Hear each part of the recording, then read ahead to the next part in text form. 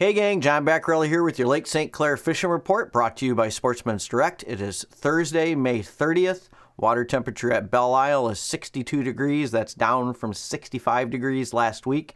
And actually it got a little bit warmer than that. And then down in the Mile Roads, we warmed up into the low 70s last week. And I'm going to guess it's getting close to that, pretty close to that 62 degree temp. So the shallows could have even, all along the shoreline on the lake here could have really cooled off, maybe 10 degrees. Just with these crazy cold nights that we've had lows. Like this morning when I got up, it was like 39 degrees. Tonight it's going down into the low 40s again. And then we'll start the warm up after that, starting tomorrow and then through next week. And with a little bit warmer evenings than that, and also some warmer daytime highs than what we've had as well. It's been great sleeping weather, but it's definitely dropped these water temps back. And I've talked about this before with the water temps, but Lake St. Clair is fed by Lake Huron, and that water up in Lake Huron is still much colder than Lake St. Clair. Probably, I haven't looked at the temps up there, but probably low 50s maybe at best. And so when we get any kind of a stretch of time, couple, 3-4 days a week, in a week's time, Lake St. Clair basically empties out and it gets replaced with that Lake Huron water. So you're getting a mixing of that right now, plus the cold nights. And so there's your temperature drop that we get out here on Lake St. Clair. So we're very dependent on the ambient air temperatures to keep those water temperatures up this time of the year. So you got a giant cold heat sink up there, and it's pumping that cold water down into the lake. And that's what happens. Now, with that cold water generally, well, it's done a couple of things, okay? It's probably helped to push some of these smallies that you guys have been catching in shallow spawning. It's probably kind of hastened their move out a little bit. But the other thing it did is it really kind of slowed that mayfly hatch down. We kind of had a premature early mayfly hatch, even though I know they're called mayflies. We generally don't get a really good hatch starting in May. It's usually not till we get into June that we get the hatch, but it actually had started last week and it was going pretty good. But that's going to slow down now too until our water temperatures come back up and get closer to that 70 degree mark, and then they'll get going again. And with that will be another topwater bite that'll get firing up as well. Shout out to Stu and his sons.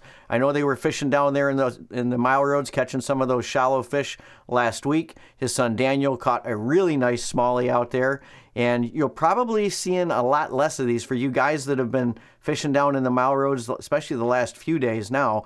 You're starting to see a lot less of these bigger fish down there in the shallows, and that I know some of you guys were fishing in a couple of feet of water, but even that 5, 6, 7, 8 feet of water, 9 feet of water, you're going to start seeing a lot less of those big ones there, and you're going to start seeing more fish out in that 10, 12 foot range and even a little bit deeper, especially if you got areas that have got some grass starting to come up and some weeds starting to develop out there in that deeper water. That's where these smallies are moving to now.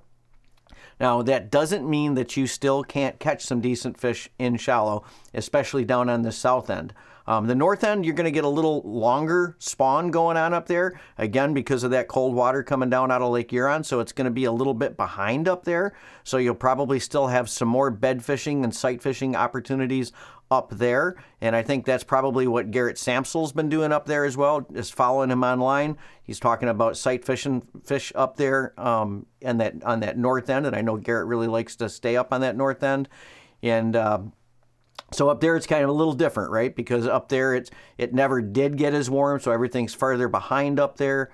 So you might, if you really got your heart set on fishing, bed fishing, that may be where you want to head up to, is up on that north end. But down here on the south end right now, most of these fish are transitioning out, and so that's where you should really focus your attention. I know my buddy Mike Martin has been out scouting and chasing walleyes, and he chases just about everything out there. And he was reporting to me that they got great watercolor in a lot of different areas on the lake right now. And I kind of confirmed that today. Finally got a great satellite image. Looking at that image, we've got really clear water down through the Mile Roads and probably out into that, probably beyond that 10, 12 foot range where you guys are out there targeting smallies now. But then you start to get into some better watercolor out there for you walleye guys. and then you got great color all the way out in the middle of the lake, down by the dumping grounds, out by the shipping channels, and that's where a lot of those walleyes are right now. Doesn't mean you can't catch them in tighter. You can if you got the right water conditions and you got weed development, and which I know you guys, a lot of you have moved out anyways because the weeds are starting to get pretty thick in those shallower areas where you've been targeting those walleyes, especially like out in front of Metro Beach and Harley and down through the mile roads and even down further south. Those weeds are coming up now, and so you guys are moving out anyways just to get out of the weeds. And those walleyes are starting to associate more now with those weeds, and they're starting to transition out as well, with a pretty darn good bite happening out there now by the 28 can, out by the shipping channel and down up into the south channel. So a lot of action going on out in that area as well. But as I've always told you guys before, as you're driving out there, watch the electronics, look for fish, look for weeds, because there's a lot of fish between that middle zone out in that 12 foot of water, like straight out from the mile roads and the shipping channel. And you're always better off getting on your own fish and finding fish kind of all to yourself out there if you can locate them. So don't give up on those, call them middle ground fish, on your way out to that shipping channel area by that 28 can. Mike Martin, also from Mike Martin Outdoors, reminds us that there's more than just walleyes out there to be had at this time of the year. He's also been getting some really big perch and some big panfish as well, bluegills and pumpkin seeds, which have started to go on the beds in and along those shoreline areas that you guys are probably been chasing the smallmouths at. So a lot of these protected bays up and down the lake from one end to the other have got some real quality pumpkin seeds, and some of them have got some bluegills going as well right now, starting to spawn, or actually have been spawning for a little while with that warm up. Same thing for them. This cool down is going to probably push those fish out, slow it down a little bit, but as soon as the temperature stabilizes, we get some sunshine, some warmer temps, that spawning activity is going to pick back up for those fish as well in the shallows. Those perch, same thing going on with those fish right now. Those fish are definitely, post-spawn, and they've gone through that lull period when they're done spawning before they really start feeding good. And those fish are going to start schooling up now, and they're going to start associating with the weeds that are coming up as well. So look for those fish out a little bit deeper on the weed lines. Find those weeds, you'll find those fish as well. And that fishing activity is going to pick up on those fish too as this mayfly hatch starts to pick back up again when that water warms up just a little bit. But you can expect to get those fish out in those same areas where you're catching all those big walleyes, and you're going to see a lot of mixed bags with big perch and big walleyes coming in.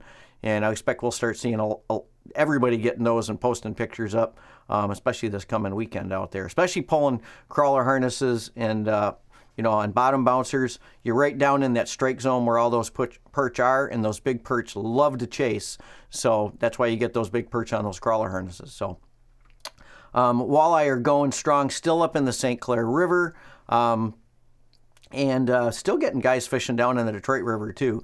And I would imagine you're having to fend off a lot of those white bass down there, but there's always going to be fish down there. There's a good resident population in the Detroit River as well, that I know some guys that stay down there and fish all year long for those walleyes down in the Detroit River. So it just doesn't end just because the spawning run is over. There'll always be fish down there to be caught, whether you're hand lining or whether you're casting plugs at night, or however you choose to fish down there. There's always going to be some walleyes to be caught down there.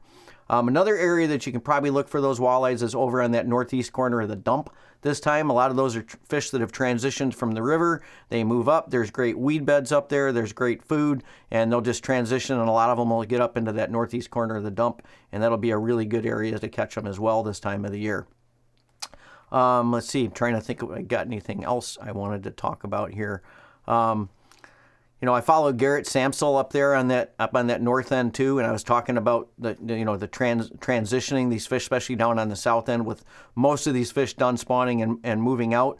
But Garrett has been sight fishing some big fish up there too on that north end, so I guess that just kind of proves that you still got some spawners, maybe more spawners up there on that north end of the lake right now than we do down on the south end. So if that's your thing and you want to target those spawners, you might want to check out launching up there by Selfridge and going up and fishing the flats up on that north end of the lake and giving that a go. Satellite image right now has got great water clarity down along the mile roads, and it's got great color for the rest of the lake. So there's definitely something for everybody out there right now. So just depending on the wind directions that we get going forward. Forecast going into this weekend has got some kind of an increase in our southerly flow. We're going to get out of this cold northerly flow that we're in now, and hopefully that doesn't blow too hard. And I don't expect it's going to, because I don't see any huge temperature spikes coming. So it just looks like it's going to be a gradual warm up and get into just some really nice fishing conditions, mid to upper 70s and low 80s going into next week. Maybe some rain Saturday night. Hopefully the timing is that it comes while we're all asleep, and then we wake up Sunday and have light winds and good fishing conditions again. But we'll just have to wait and see when we get closer to what the exact timing of that rain event is going to be, if we actually get one. Same thing going forward into next week. The Musky opener is this Saturday, and so I know a lot of the guys like Captain Quintano, and I know Garrett Samsel, he likes to target muskies out there casting for him, and a lot of the other charter captains are going to be heading out for their first weekend of musky fishing. So you guys you can expect to see some of those bigger rigs running around out there for the guys chasing muskies, especially all of them running over to the Canadian side where a lot of those guys like to fish. Dennis Anderson also reminds us that these rain events that we've been getting, some of the guys like him love them, and they get out and they're still catching big channel cats, like at the mouth of the spillway, just about every time we get a significant rain event that gets that flow going. And we've had quite a few of those rain events in the last couple of weeks. So if you're a catfish fisherman, I'm sure you've been really happy chasing all those catfish. But whatever it is that you do like to chase out here on Lake St. Clair, get out this weekend and do it, and enjoy this little bit milder weather that we got coming our way. Hey gang, if you like our content, hit the little subscribe button and the bell icon, and you'll be notified as soon as we put out new stuff.